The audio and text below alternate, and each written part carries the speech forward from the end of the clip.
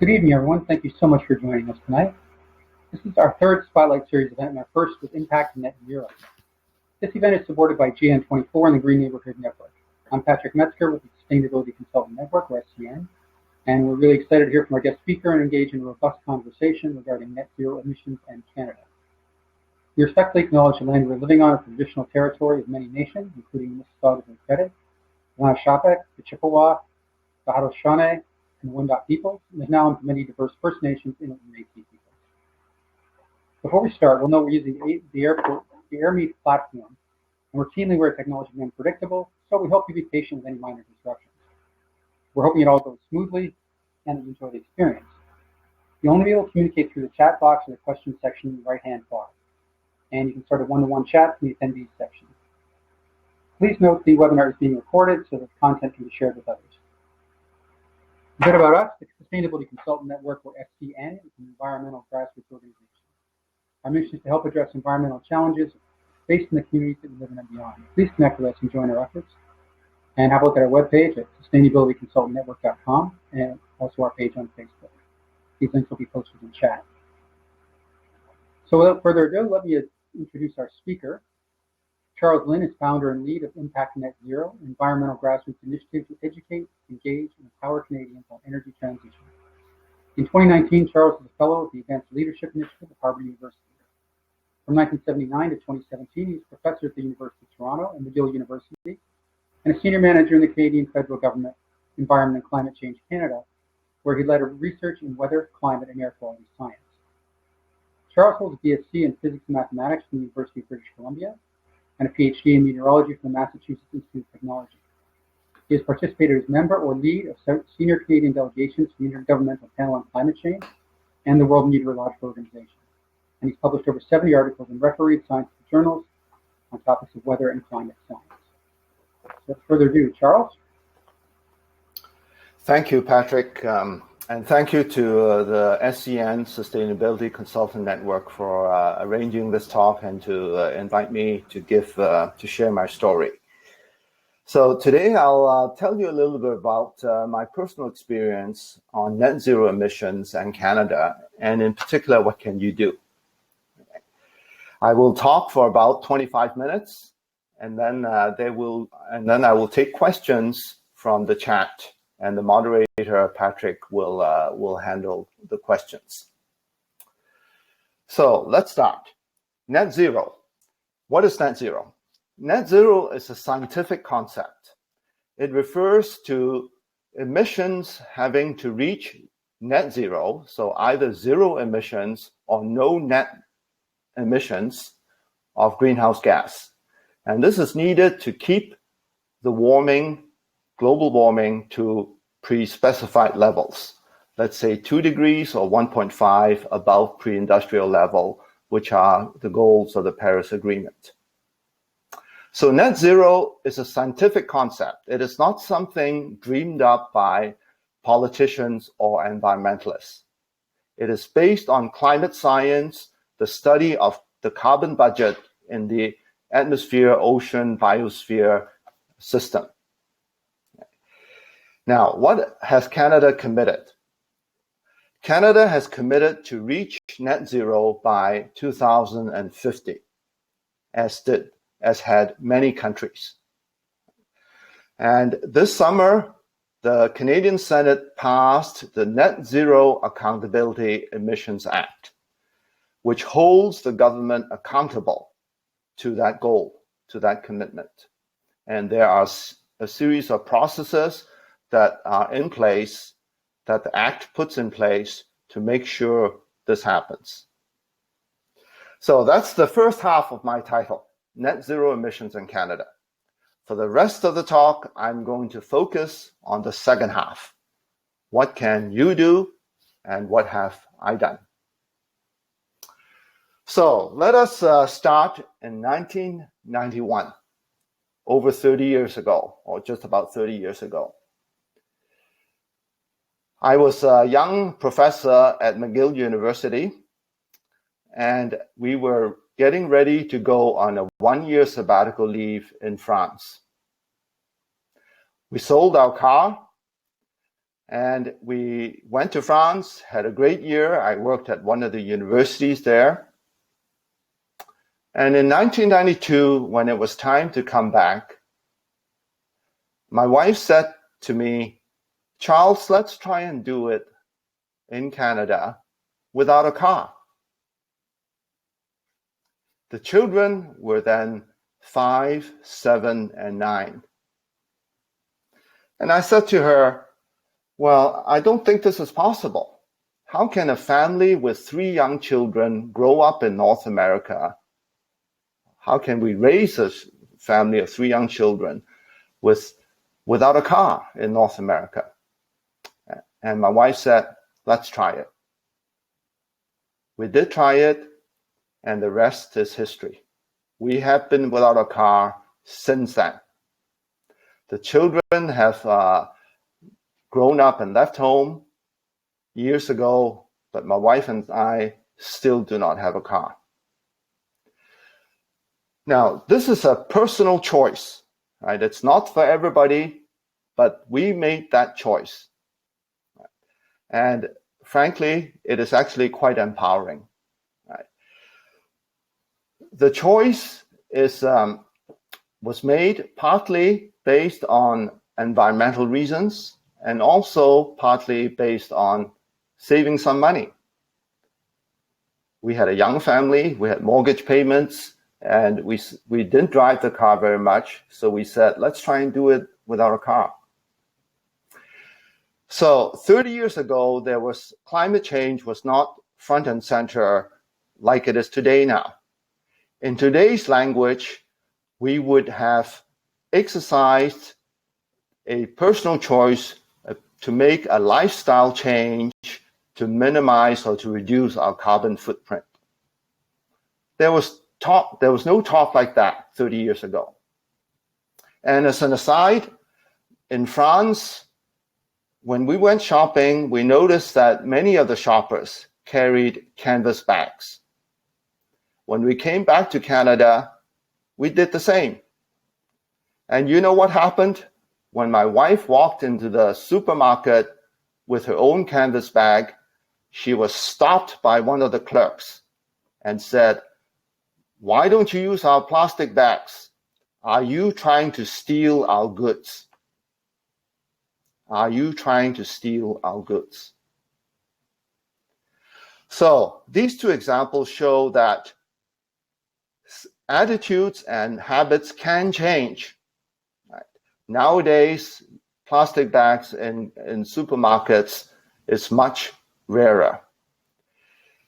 Now, going car-free is indeed a lifestyle choice. As I said, it's not for everybody. I do talk about it because there are related things that one can do, right? Such as use public transit more, use cycling more, and less the car. Right? The key, and I will come back to this point, is that we are talking about it. I am talking about it, and hopefully the multiplier effect will be at work. And the multiplier effect was certainly at work in terms of plastic bags in supermarkets. Now, it wasn't because of my wife, it was because of societal changes, attitudes change, and supermarkets at one point actually charged 5 cents a nickel for a plastic bag. So incentives were important. Now let's fast forward a little bit to around 2008.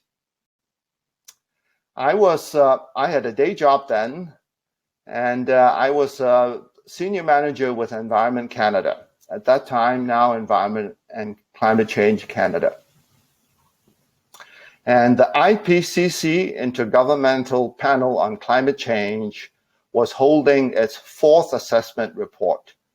The report just came out that the United Nations highlighted as Code Red for Humanity was part of the 6th assessment. So this is 2 assessments back. And I was part of the Canadian delegation to approve the summary for policymakers. Now, what is this?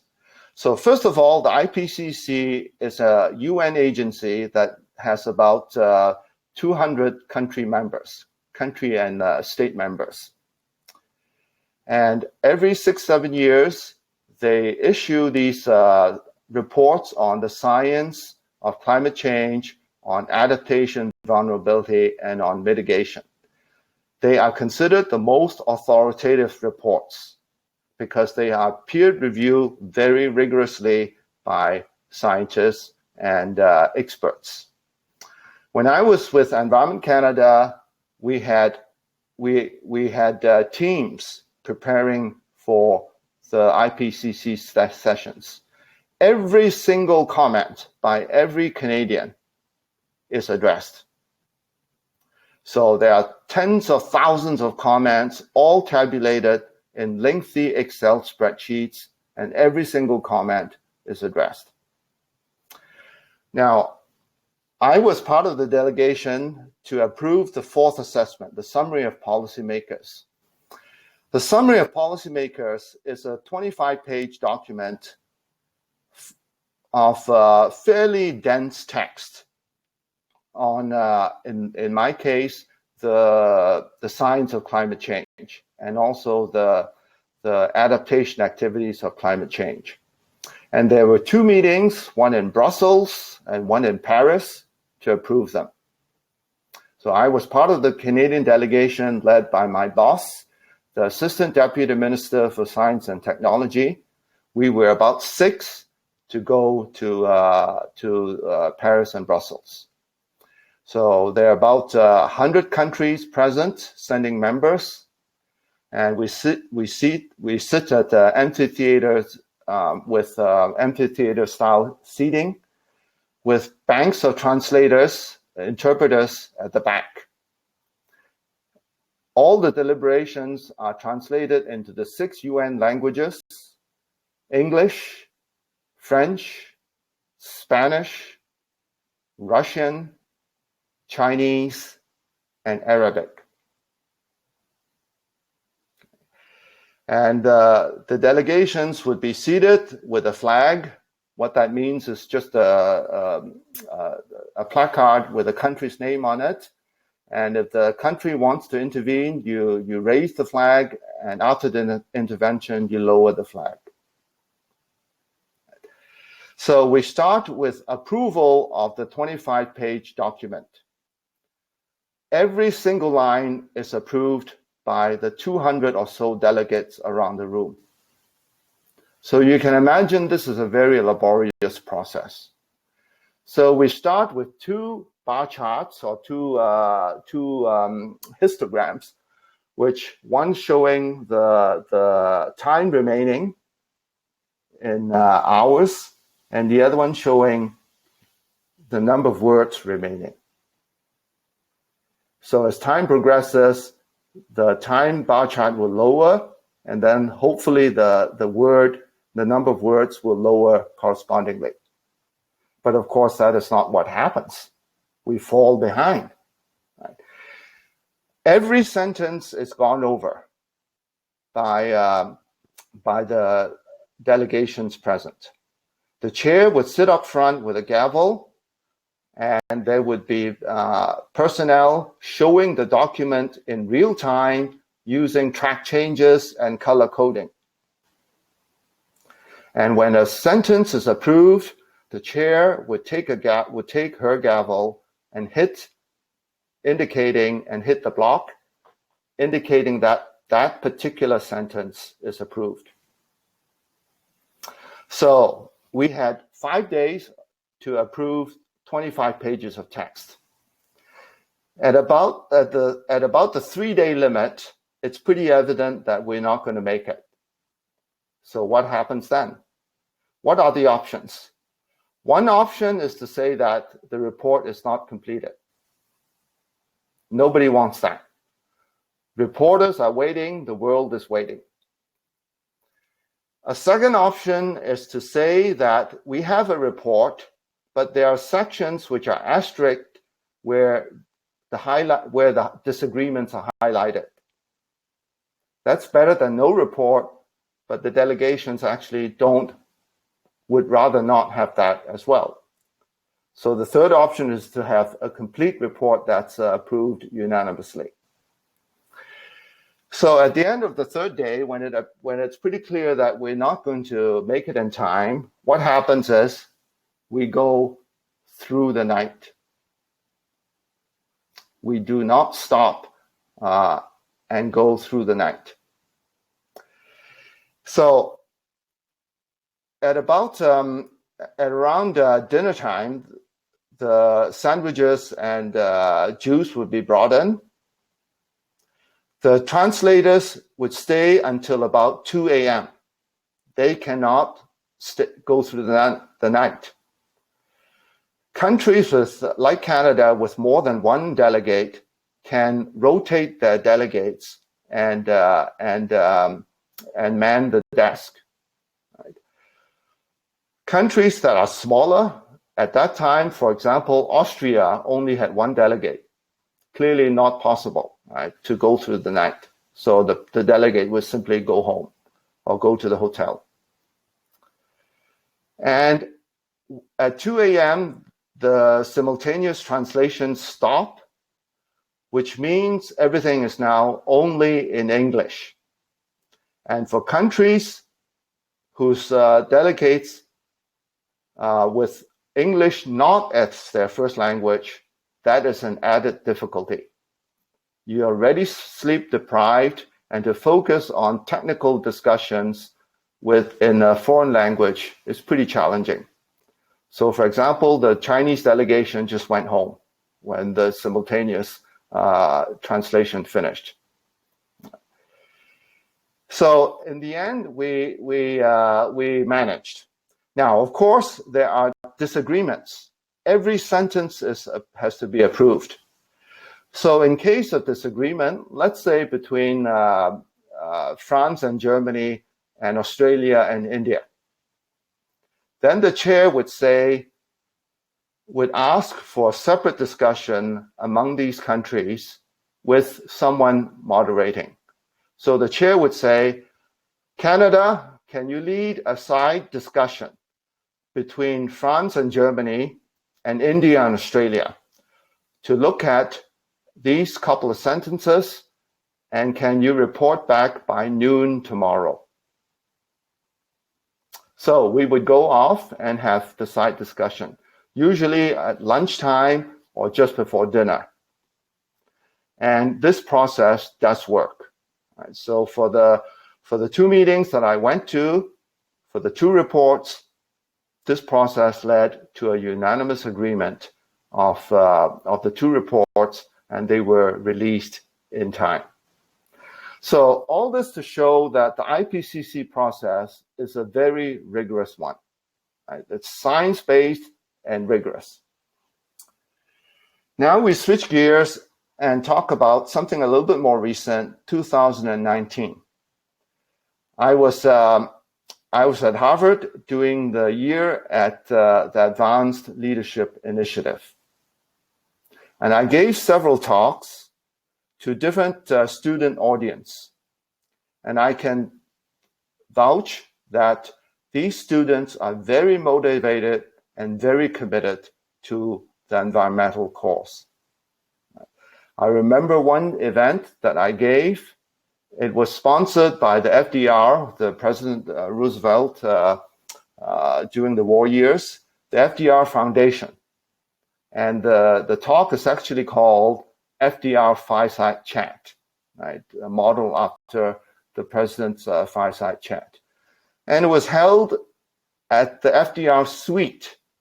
Right? FDR was a student at Harvard, and he was and his suite was preserved, or a replica of the suite was preserved. And there would be about 10 or 12 students, and I would be speaking in the living room, and these students would be seated on the couch or on chairs, and I would be standing in the living room. And I talked in this particular case about extreme events, their forecasting, and the impacts and how they would change under climate change. And again, I can tell you that these students are extremely motivated and very concerned about climate change. When the year ended, my wife and I decided to say farewell to these students. What we did was to send an email out to about 8 or 10 students. I believe it was 8. And we said that we would be, my wife and I would be at this coffee place. Please come join us if you can. And there would be 2 time slots shown. So we didn't quite know what to expect. I mean, these are busy students. They have homework. They have to study for exams, and they have their social lives. And my wife and I are certainly old enough to be their parents. And so we weren't quite sure how they would react. And you know what happened? 7 of the 8 students showed up. And the 8th one sent us a text. I'm sorry, I wanted to come, but at the last minute, something happened. So we said our farewells and we parted. So again, to show that the young people are very committed to environmental causes and social causes. Right? And this is part of the engagement strategy that I would like to put in place to get the young people involved. Now, the big initiative or the big project that I have undertaken after I retired was this outreach initiative on net zero. I have been thinking about this for a while, but what motivated this, what really pushed me to act, was a conversation I had with my daughter. She lives in Vancouver. She's a lawyer, well-read, well-informed of current events. And several years ago, at the height of the pipeline debate between Alberta and BC, with the federal government caught in between, I asked her, how much do you know about the pipeline? And she said, I know a little bit, but not very much. And then I asked her, I followed up with another question. Aren't you concerned? You live in Vancouver. And her answer was, Dad, I am concerned, but nobody has explained this to me in a simple way. And I'm not about to take the time to dig on my own. Nobody has explained this to me in a simple way. So that was what pushed me to do this outreach initiative on Impact Net Zero. As I mentioned, Canada has committed to reach net zero by 2050. And this will affect all of us. So I think it is important that Canadians know what it's all about, and hence the reason for this initiative. My team consists of 3 individuals and myself. The 3 individuals all have day jobs, and I'm retired. I work at this at about 3/4 time, and we have been at it for about a year. We just held our 50th meeting over sometime at the end of the summer. 50th weekly meeting. So we have been at this for about a year. And the goal is to reach people who are knowledgeable about climate change, but for one reason or another have not acted. That's the first target audience. The second target audience are people who are aware that climate change is important, but don't know very much about it. So I like to say that our role is to educate, empower, and engage. We are a small group, a retired scientist, and 3 people who have day jobs. Very dedicated young people, all on a voluntary basis. So this is my effort, and I'll come back to this. Now, what can you do? I think it's pretty clear that the urgency to act is evident. The IPCC just issued a few months ago this Code Red report, right, that it is now beyond any reasonable doubt that human beings, human activities are the cause of climate warming, and time is running out to limit the warming to the Paris goals, 2 degrees, preferably 1.5 above pre-industrial levels. Closer to home, what is happening to BC is a wake-up call. In the summer, there were heat waves that established a heat wave record in Lytton, BC, and then forest fire just about destroyed that town. And now we have these big floods. And as we speak, heavy rain is pounding BC. So I think we need very little reminder of the urgency to act. And by the way, the heavy rain in the last week has also affected parts of the Maritimes, Nova Scotia, and Newfoundland. So what to do? I mentioned the multiplier effect. I think the key is to do something that involves, that has the potential of impacting others beyond yourself. So the first thing to do is to find out what interests you. Climate change is touching on and will touch on every aspect of life. So there is certainly no shortage of topics to choose from. If you're interested in waste reduction, food waste, for example, is a big source of greenhouse gas emissions. In fact, food waste around the world is responsible for about 6% of GHG emissions. If it were a country, food waste would rank number 3 behind the US and China in terms of GHG emissions.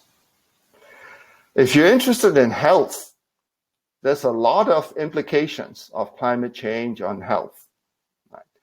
Through the different viruses, through how diseases spread, and so on.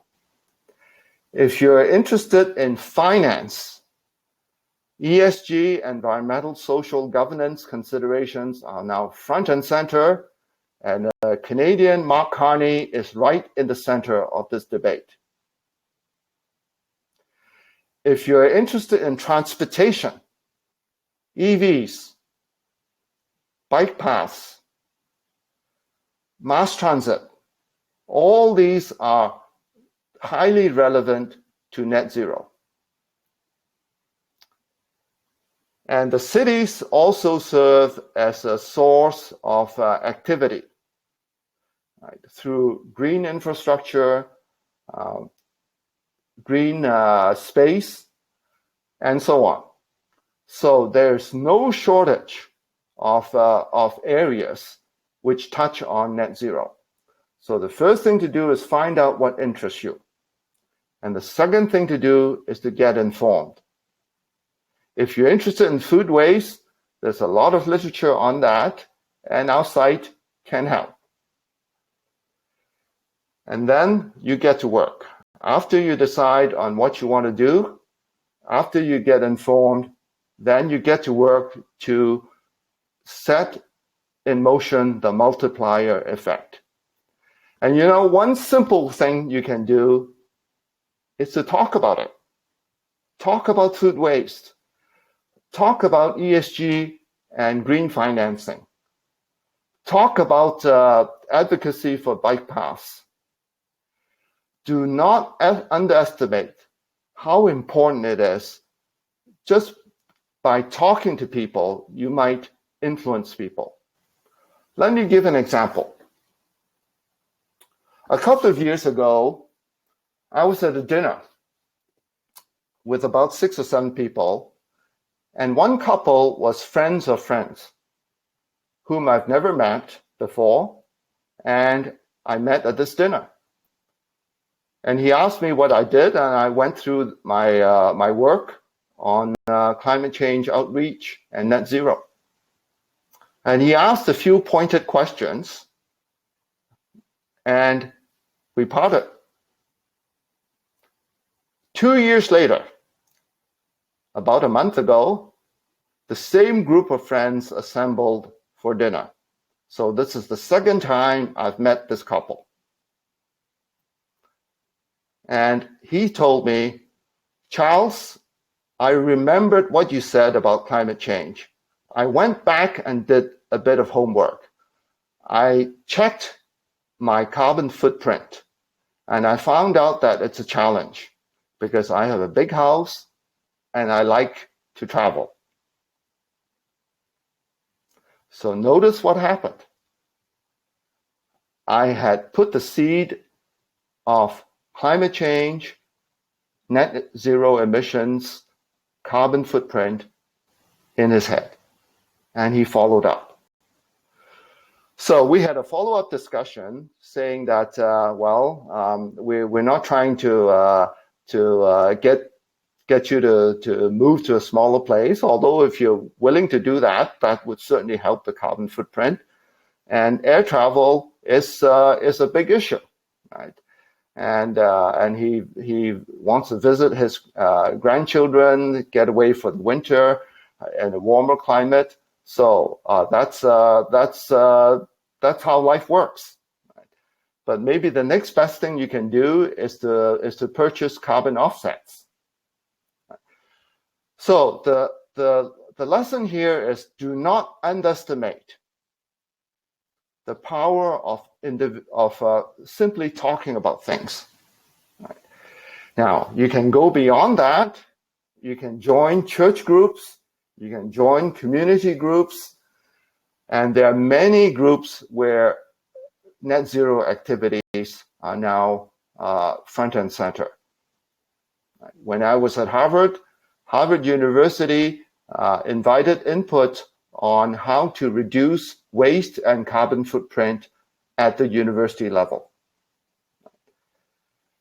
And if you can, engage the young people. The young people, I think, are going to be the big drivers of this. And we all know about Greta Thunberg and the movement that she has started. And there will be more and more of this movement. Now, one last comment on what you can do. There is a lot of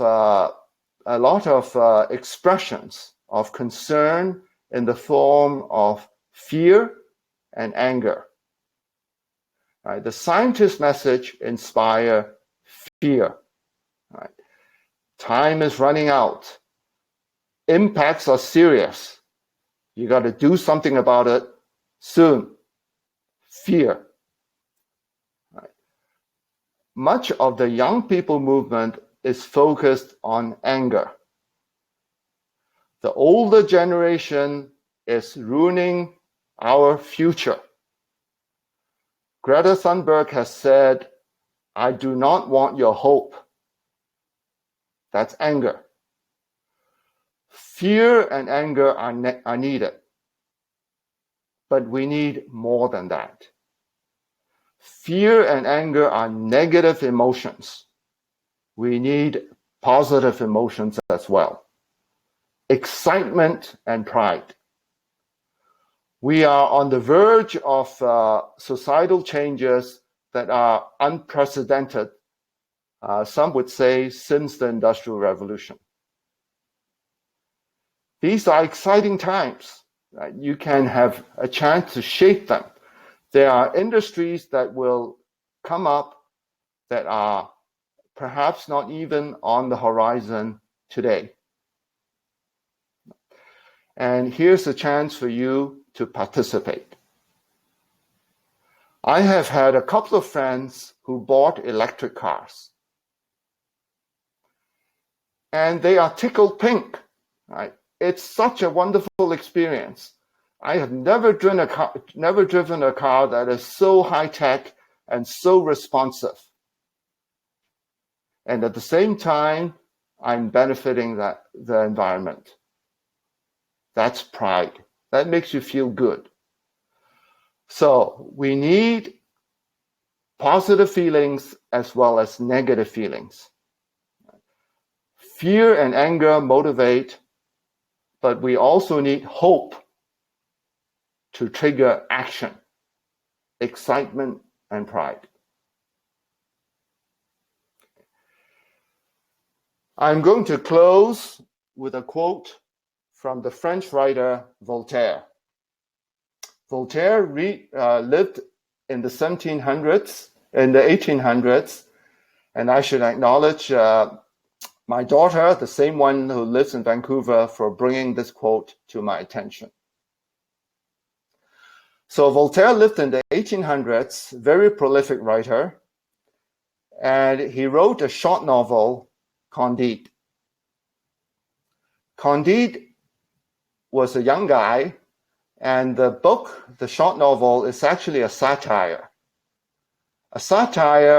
on shallow logic and naive optimism. And the novel is about Candide's adventures and misadventures with his friends. In the end, after a series of these adventures and misadventures, Candide finds peace with his friends, growing a garden and making their own food. And the last sentence is one of the most well-known in French literature and also in literature overall.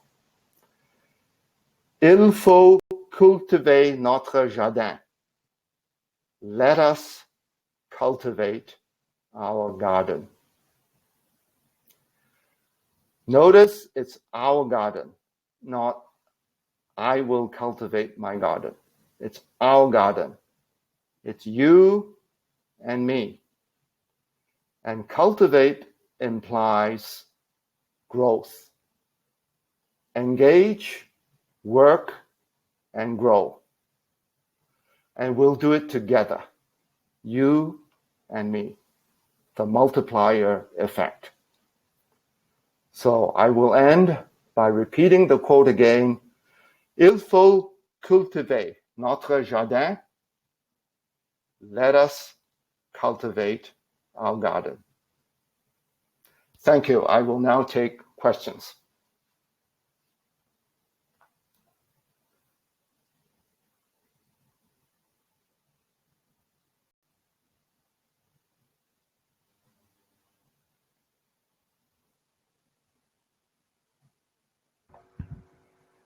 Thank you very much, Charles, for that insightful and personal talk. If you have any questions, by the way, anybody, you can type in the Q&A box on the right-hand side of your screen. And a couple to start off with. Can you say something about COP26 that was recently held, Charles?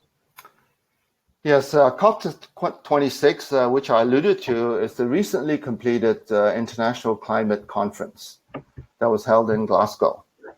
The main outcomes are two things. The first is the Glasgow Climate Pact that all countries agreed on, almost 200 member countries.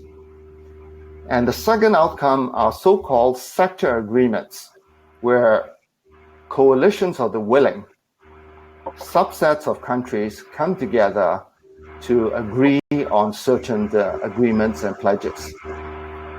Canada committed to several such pledges. The Global Methane Pledge, led by the US and EU, the Deforestation Pledge, and a couple of pledges on electric vehicles and cars and trucks. Now, COP26 and its outcomes are important because it's the only global forum where discussion on how to set targets and policies to combat climate change are made. It is one step, and it is a step that's nowhere sufficient for countries to reach net zero. But nonetheless, it is one necessary step.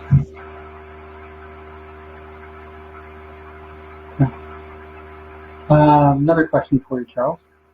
Do you want to comment on what we've seen in BC in terms of weather with the heat waves, extreme heat waves in summer, and the floods that have been taking place in the last couple of weeks?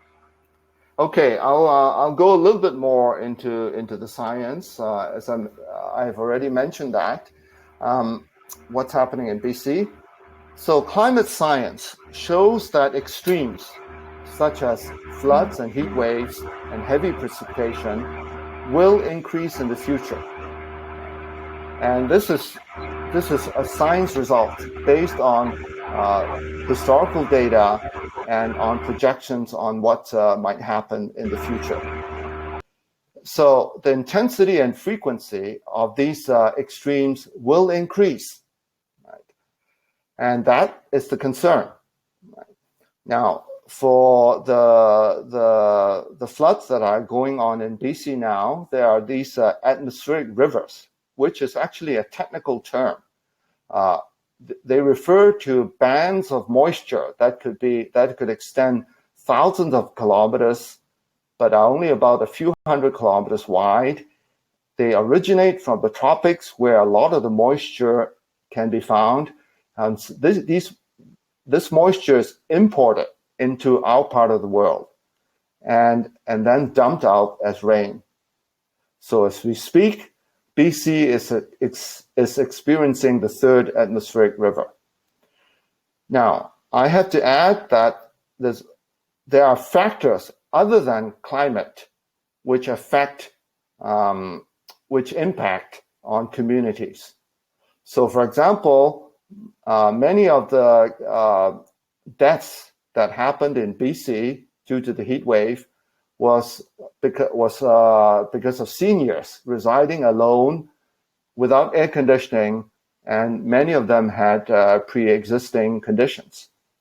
So that is not a climate factor, but it increases the risk.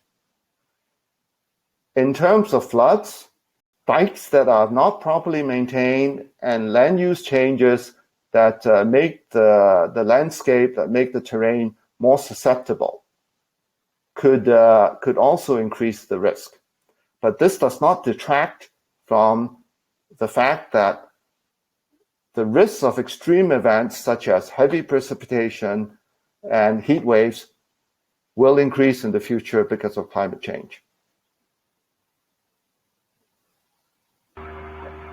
Thank you, Charles. One more I've got here. How can people help impact net zero? What kind of assistance could the organization use? Okay, there are several things that can help us. The first is if you have stories on how you have created impact through your own work, how you have achieved this multiplier effect. We want to hear from you. Stories can inspire others to act. So we want to hear from you. If you have particular expertise in one area, such as green climate finance, we want to hear from you as a potential contributor. And we want to build partnerships with grassroots organizations like SCN and Green Neighbors Network of Toronto. So if you are involved in such grassroots organizations, let us know as well. Now, we are a small group we're a team of 4, so we have to be strategic in where we put our resources, but we want to hear from you, and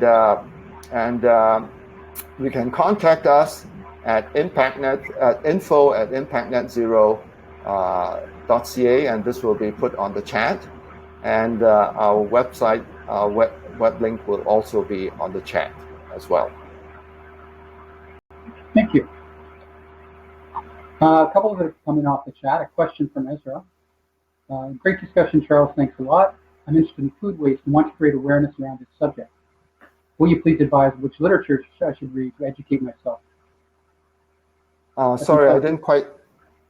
The question is around food waste. One of somebody is saying they're interested in food waste. Is there any literature you could recommend to educate themselves on the food waste issues? So the question is on, say a little bit more about food waste? Food waste, yeah. Yeah, food waste.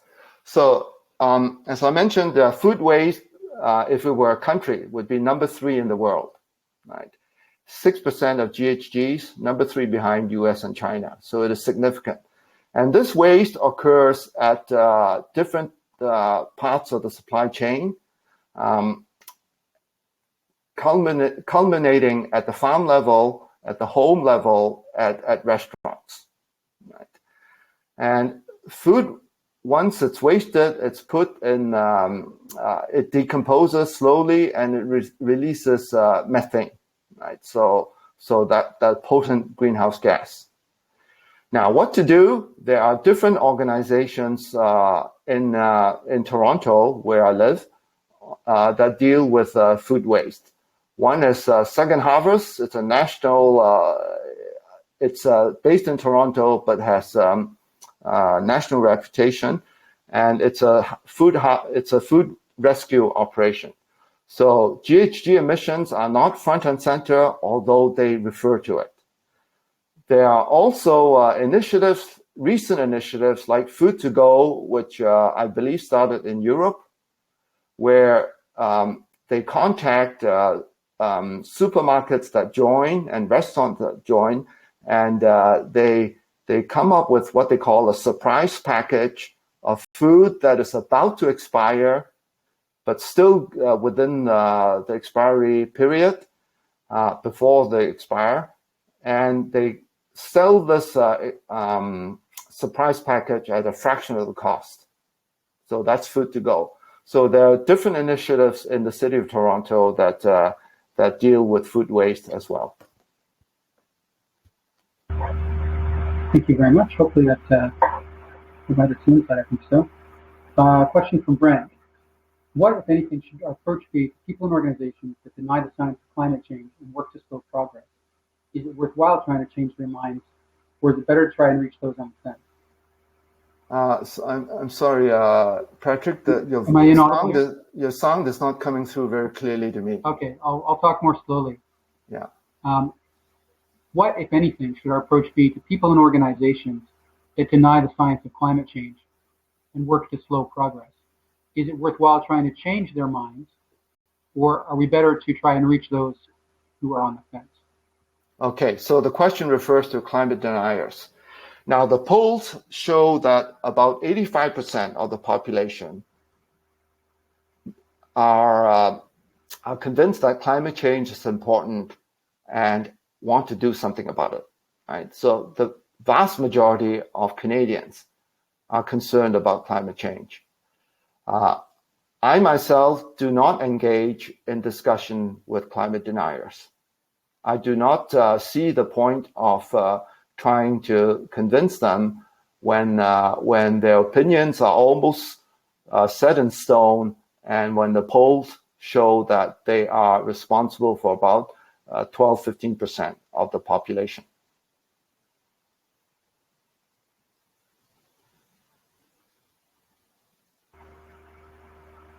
One more question from Bob and Alice. How important is nuclear energy to the net zero objective? Okay. Now, nuclear is a particular challenge. There are some countries like France which derive a significant fraction of their energy from nuclear, and until Fukushima, Japan as well. Right? And even Ontario used to get a lot of their energy from nuclear. But the renewables are now coming up, and unless nuclear can come up with breakthroughs in terms of the small modular reactors, the upfront capital costs are huge. Right? With the decrease in price of renewables, this puts nuclear in a difficult situation in terms of cost.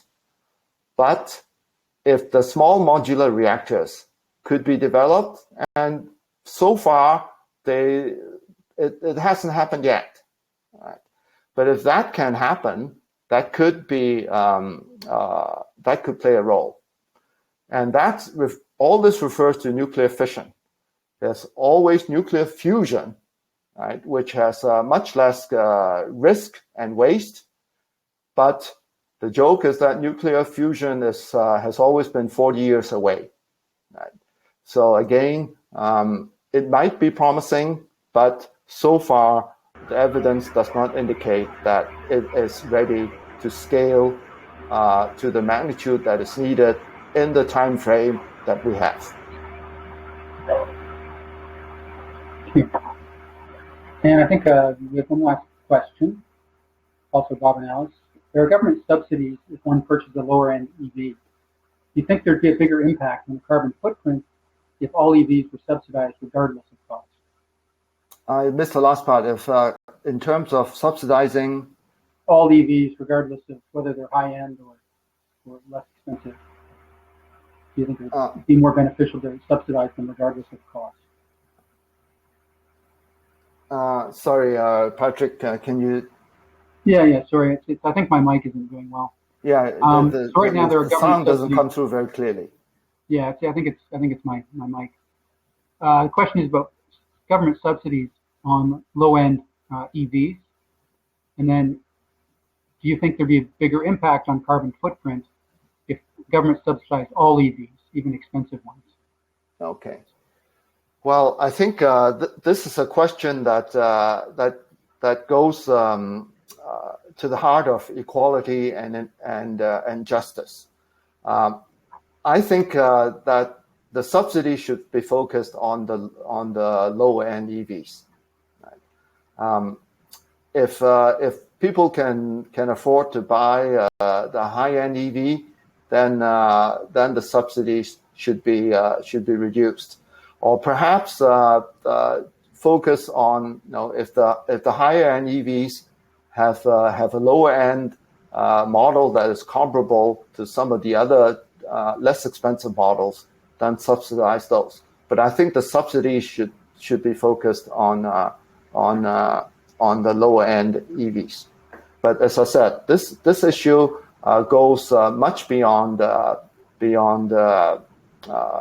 science and policy. It is right at the heart of government should do to deal with inequality in our society. Thank you. I think that's all our questions. So Charles, thank you once again very much for taking your time tonight. This has really been instructive. Certainly for me it has, and I think for everyone else. So thank you once again for that. Next steps, we'll be uploading this webinar on our website and the SCN Facebook page so it can be rewatched and shared. Links to our website and our Facebook page are both in the chat box on the right-hand side, as is the Impact Zero email address and website. The next SCN event is the Kitchen Table Talk Climate Conversation, which is created by Climate Fast Toronto. SCN is putting this on in collaboration with Climate Fast, a conversation about the impact the climate crisis is currently having in the GTA. And this series, second in the series, will be about climate change and health, and we certainly hope to see you all there. So I think that's it. Again, thank you so much again, Charles, and hopefully we'll see you again sometime. It's really worthwhile. Okay, thank you. You're most welcome. Pleasure for me to be here and talk to everybody. Okay, bye.